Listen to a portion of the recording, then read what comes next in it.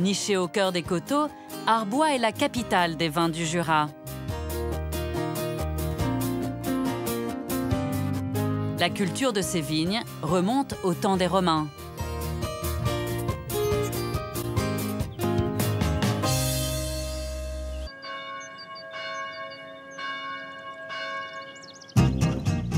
Et la petite cité d'Arbois s'apprête justement à vivre le temps fort de l'année.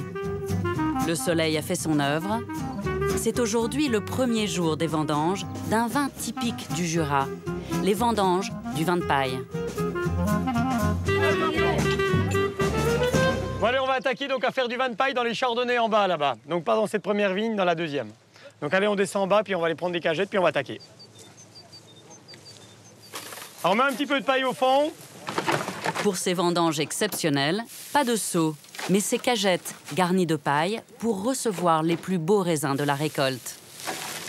Oh, ils sont beaux ces raisins.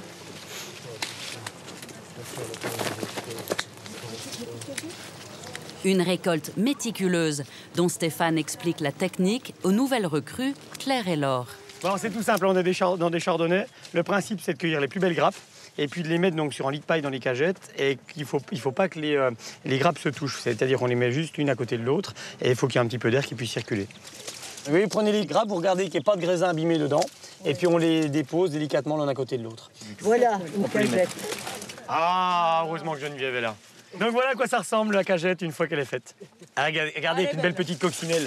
Mais c'est ça, les vignes bio, il y a plein de choses dedans, il faut que ça vive un peu, quoi. Stéphane Tissot est un précurseur de la culture biologique dans le Jura. Et c'est l'un des rares à produire le vin de paille dans les règles de l'art.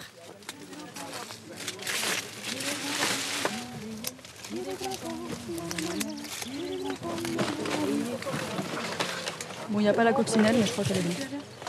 Une nouvelle expérience pour Claire et Laure, originaires d'Alsace, qui sont pourtant des habitués des vendanges. C'est beaucoup plus minutieux, on prend soin du raisin. C'est autre chose. C'est la première fois que je fais ça, du vin de paille. On s'énerve pas à tirer très fort sur la grappe. C'est ma 6e vendange, mais c'est la première fois que je fais du vin de paille. Et alors, vous trouvez ça comment, le Jura? Très joli. Ça donne envie de s'y installer. Oh ben, rien qu'en regardant déjà la vue là en bas. Ah oui, j'aime beaucoup les paysages. Sur les vignes. Ouais.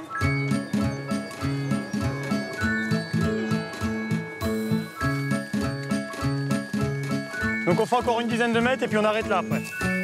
Pour produire ce vin liquoreux, Stéphane ne doit rien laisser au hasard. Chouette, hein? Car les raisins coupés aujourd'hui vont sécher sur la paille pendant plusieurs mois. La paille a toujours un effet conservateur. C'est-à-dire que dans l'ancien temps, ils conservaient toujours les pommes, n'importe quel fruit, sur la paille. Ce qui est intéressant, c'est qu'à la fin du séchage, ça j'espère qu'on le reverra, donc dans 4-5 mois ou plus, on prend une grappe de raisin, on va la tourner, la face qui est au contact de la paille est toujours plus belle que la face qui est à l'air libre. Et c'est impressionnant parce que vraiment ça montre tout le bénéfice qu'apporte la paille. On n'est plus que 2 ou 3 vignerons utilisés de la paille seulement dans le Jura. Et donc ça c'est de la paille bio qui vient de la plaine à 10 km d'ici.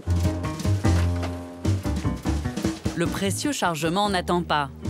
Les cagettes rejoignent immédiatement leur nouvelle demeure pour les prochains mois. Direction le grenier.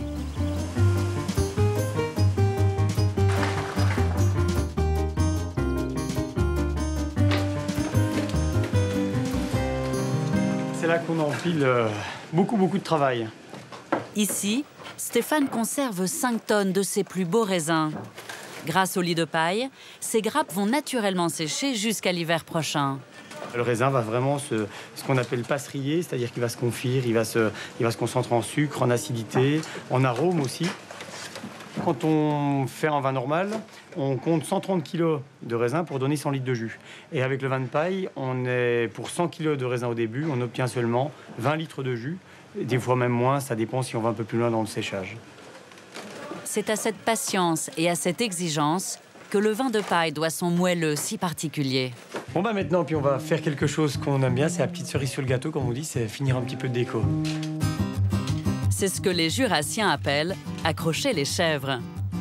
Une technique que les anciens utilisaient quand ils n'avaient pas assez de paille.